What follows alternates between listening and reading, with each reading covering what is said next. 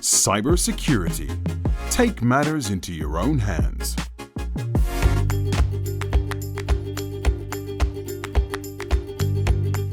Hello everybody, and thank you for joining me. My name is Alexander Ouaknine, and I am a senior cybersecurity consultant and founder of paradoxweb.com. Today I want to tell you why, when it comes to cybersecurity, you should take matters into your own hands.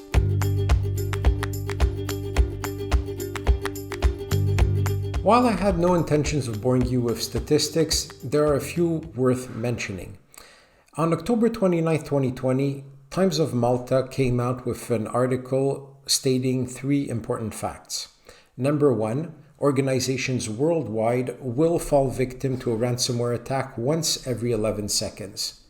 Number two, damages caused by cybercrime will cost the world $6 trillion annually.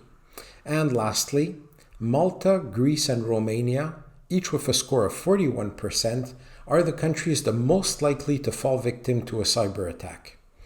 Now, if you own an iGaming company or you work for an iGaming company in Malta, this is not good news. So let's discuss what we can do about it.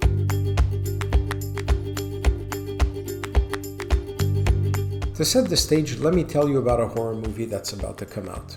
It's going to feature Freddy Krueger from A Nightmare on Elm Street with his claws, and Jason Voorhees from Friday the 13th with his machete. And we're going to have Leatherface from the Texas Chainsaw Massacre. Now, this movie is going to be very terrifying. And let's do this. We're going to compare this movie to what's going to happen in your organization when you're hit by a cyber attack.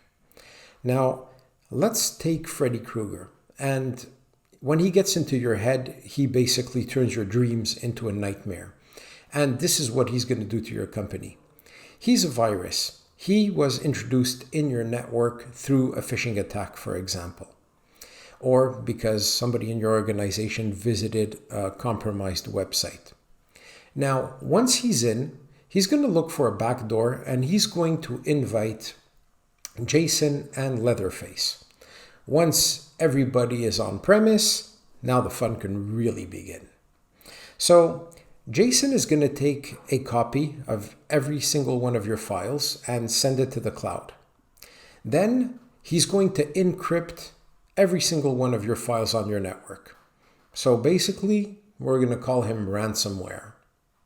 Now, Freddy Krueger is going to contact you and tell you, I'm going to turn your dream company into a nightmare if you don't pay the ransom. So now you have a choice. And of course, you have a time limit. So you wonder, if I pay the ransom, I'm encouraging cyber criminals. Law enforcement says that we should never pay a ransom. But on the other hand, if I don't do it, well, I'm going to lose all my data, which could include corporate data, customer data, suppliers, and financial information, and contracts, and a whole bunch of critical things. So basically, no matter what's the decision you take, let's say, for example, that you have fantastic sets of backup and you just restore them and say, I'm not paying anything, and you assume the downtime, and it's going to cost you whatever it is that downtime will cost. And you think that, well, from there it's settled, and yes, we'll see what we do about it for the next time. Well, it's not over. It's not over at all. Because a copy of your files were sent to the cloud, that's when Leatherface comes in. He's going to take those files and sell them to cyber criminals on the dark web. Now, these guys, they're going to access your customer data. They're going to impersonate your clients, and they are going to, for example, get credit cards in their name. They're going to steal their money and destroy their credit ratings. Now, this is when the chainsaw comes in and tears your company to shreds. There will be nothing left once everything is discovered, comes out publicly, your customers are gone. They probably went to another provider. You are facing liability charges and potential lawsuits and breach of contract and confidentiality. And furthermore, you'll never recover from the hit taken on your reputation. So all this is not worth the risk. So you might ask yourself, is it possible to actually prevent such a catastrophic scenario? And before I answer that question, I'm going to give you another example, because there's one thing coming up very soon, and it's artificial intelligence with ransomware, cybercrime, and very evolved viruses. So imagine a virus that's capable of entering your computer, reading all of your emails, visiting all the chat rooms that you normally go to, and it's going to be able to analyze all of your writing. It's going to be able to impersonate you completely. So let's say that you're the CEO of your company. That virus reads your emails, goes to the chat rooms or wherever you go, analyzes your style of writing, right down to your misspellings. Then it's going to redact a very perfect email and send it off to your chief financial officer, asking him to send a wire transfer. Now you've just been fleeced.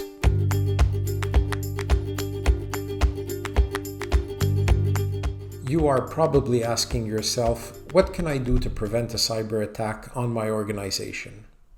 Well, basically you can't. A cyber attack will happen whether you like it or not. It's not a question of if, but when.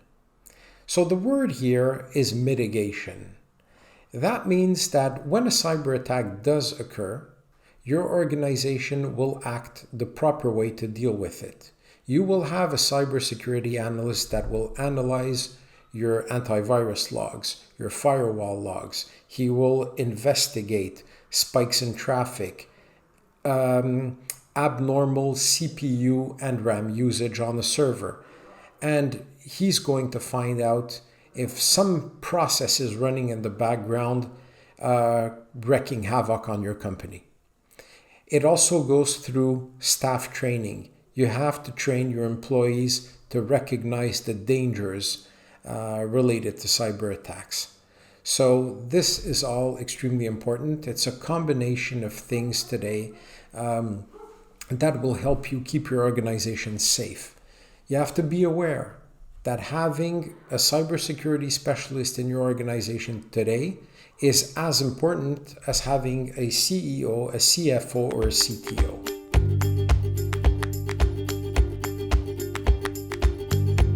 When it comes to cybersecurity, don't let anybody tell you otherwise. You have to take matters into your own hands.